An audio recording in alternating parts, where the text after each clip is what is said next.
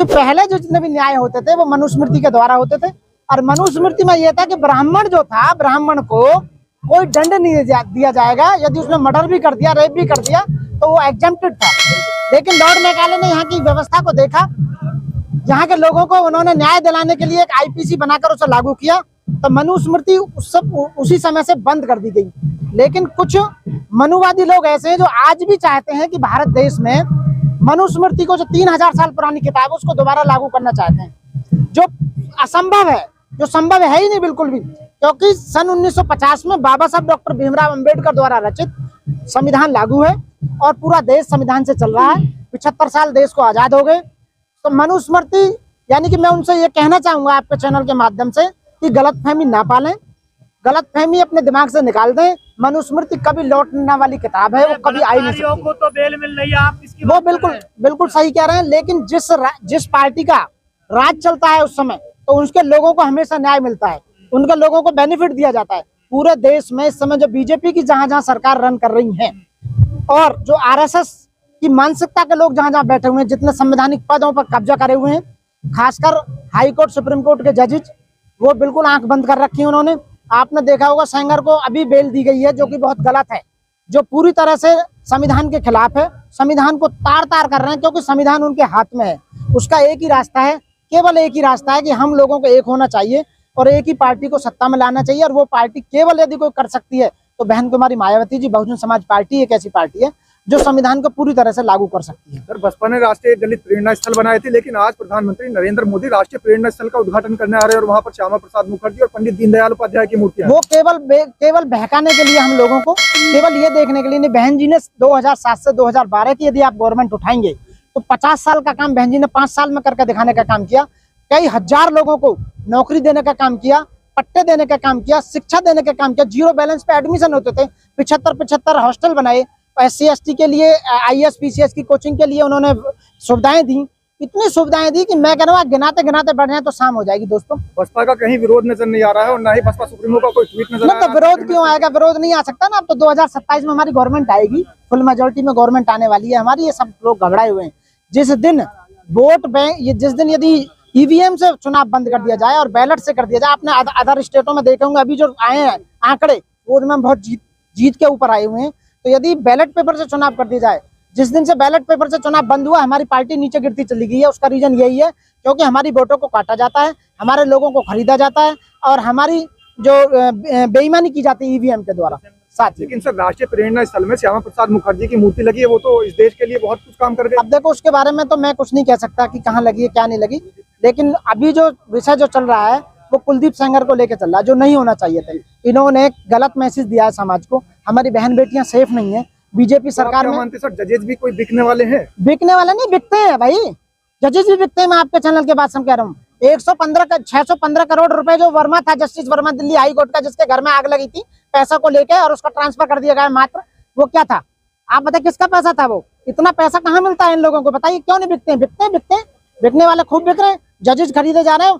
आंख बंद कर रखी है सुप्रीम कोर्ट ने। चुनाव आयोग पूरी बेईमानी कर रहा है, आपने देखा होगा।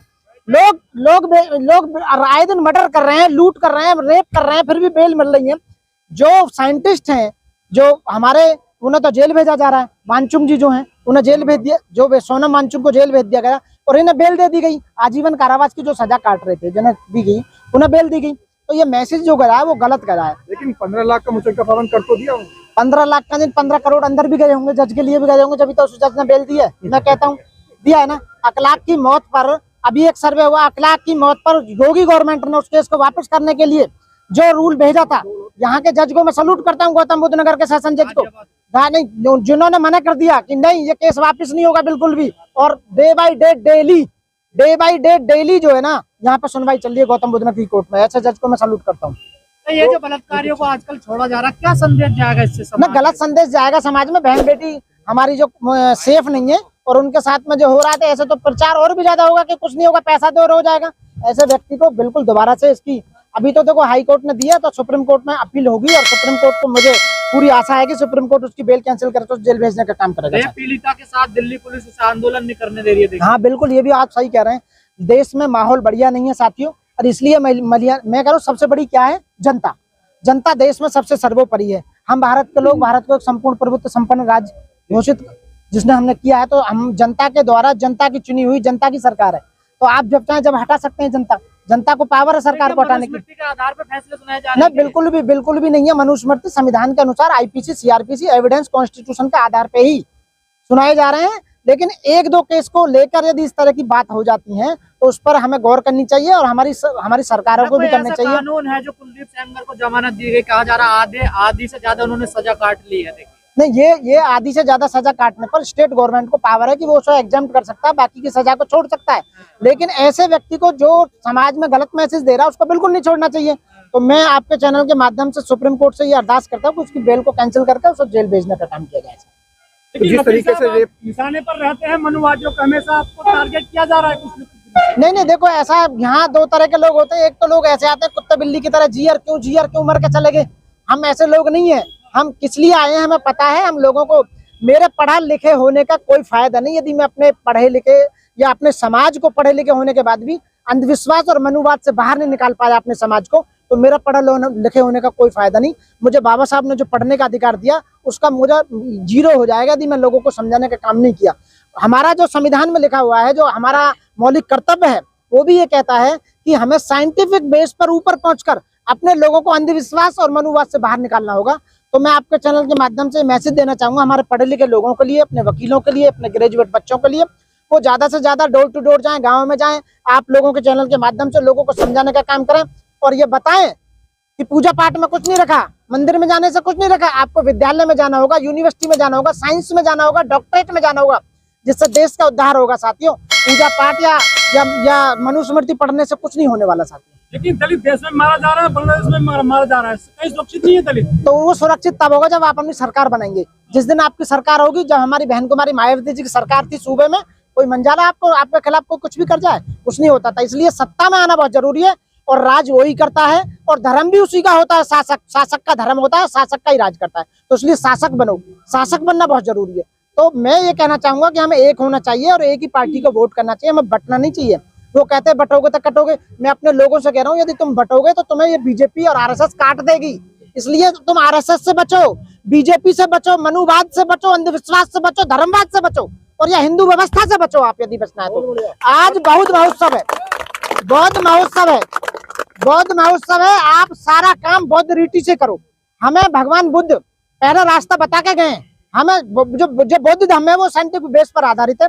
वो मानव को मानव समझता है, एक समान समझता है, भाईचारा, बंधुता, भाईचारा, एकता। इसलिए हमें बहुत अच्छा लगता है बौद्ध धर्म। हिंदू राष्ट्र बनेगा, बाबा गए बहुत सारे। हिंदू राष्ट्र तो बन ही नहीं सकता, संविधान में प्रोविजन नहीं है हिंदू राष्ट्र बनने का। ये सब वोट मांगने का इनका जो है एक लॉलीपॉप है। पहले राम के नाम पर वोट मांगी, अब हिंदू राष्ट्र के नाम पर वोट मांगेंगे। लेकिन कुछ बेवकूफ ऐसे हैं, वो पागल बने हुए हैं, वो उन्हें पता है कि हिंदू राष्ट्र नहीं बनेगा, फिर भी वो वोट दे रहे हैं, जानबूझ कर वोट दे रहे हैं। 80% हिंदू होने के बाद। एक और बात कहूंगा, हिंदुओं में 4 वर्ण है, एक तो ब्राह्मण, क्षत्रिय, वैश्य और शूद्र। शूद्रों पर जो अत्याचार कर रहे हैं, फिजिकली मेंटली उनकी बहन बेटियों के साथ में रेप हो रहा, लूट हो रहा, मर्डर हो रहा, कौन कर रहा है? हिंदू ही तो हिंदू पर राज कर रहा है। जो परेशान कर रहा है, हिंदू ऊपर वाले, सो कॉल्ड हिंदू कहने वाले, वही तो नीचे वालों को मार रहे हैं। ना मुस्लिम मार रहा, ना सिख मार रहा, ना बौद्धिस्ट मार रहा, ना जैनी मार रहे, ना पारसी मार रहे। और कोई धर्म का मैंने सुना नहीं कि किसी ने अत्याचार किया हो। हमारे लोगों पर एक वो अत्याचार करते हैं। जो है यहाँ पर मनुस्मृति दहन का उत्सव मनाने के लिए आए हैं और बिल्कुल हम बेटी सड़कों पर घूम रही है, तो क्या संविधान चल रहा है देश में? नहीं, बिल्कुल चल रहा है देश में संविधान। बिल्कुल आज भी देश में संविधान के द्वारा ही राज चलाया जा रहा है। ये बात भी आप संविधान को गलत नहीं कर सकते। आज शपथ जो ले रहा है कोई भी, वो संविधान के अकॉर्डिंग चल रहा है। और यदि किसी को सजा भी दी जा रही है तो संविधान के अकॉर्डिंग जा रहे हैं। इसका मतलब यदि वो छोड़ा जा रहा है तो वो बेईमानी से संविधान को ताक पर रखकर, संविधान को विफल करके, वॉयलेट करके उसे छोड़ा जा रहा है। पैसे लेके, मोटा चंदा लेके सरकार जो चल रही है, चंदे का धंधा जो चल रहा है, सरकार इसीलिए चल रही है। कुलदीप सेंगर को बेल दीजिए उन्हें सरकार ने और हाईकोर्ट ने, उन्हें मोटा पैसा दिया गया होगा। इस तरीके के जज की जांच का भी कोई प्रावधान है? बिल्कुल, जो प्रावधान करने वाले हैं वो भी वही सत्ता में बैठे हुए हैं। जो संसद को है, संसद को पूरी पावर है, बैठे हुए हैं जो, उन्होंने भी पैसा ले रखा है। तो इसलिए केवल एक ही रास्ता है कि इस सरकार को वोट ना करें और देश को बचाना है तो बहुजन समाज पार्टी को ऊपर लेके आए साथियों। वो ही एक पार्टी है जो आपको सत्ता में वापस ला सकती है और आपके अधिकारों को वापस दिला सकती है और संविधान को पूरी तरह से लागू कर सकती है। मोदी जी कह रहे हैं मैं न्याय दिलाऊंगा सबको। मोदी जी पिछले 12 साल से न्याय तो दिलाते रहे। आपने देखा अरावली पहाड़ियों का कैसे काटा जा रहा है, न्याय तो दिलाया जा रहा है। और उससे ज्यादा आप देखो अपने मित्रों को, देश को बेचा जा रहा है। ये देश आजाद होने से पहले 562 से लेकर 565 रियासतों में बटा हुआ था देश। उसके बाद में देश आजाद हुआ तो जो एक किया गया। तो मोदी जी इस समय रियासतें बना रहे हैं। अडानी को 3000 करोड़, उसको 3000 हेक्टेयर, उसको 10,000 हेक्टेयर, उसको 5000, यहाँ तक कि 3000 हेक्टेयर जमीन तो आपको जो लोकसभा अध्यक्ष हैं ओम बिरला, उनको भी दे दी गई है।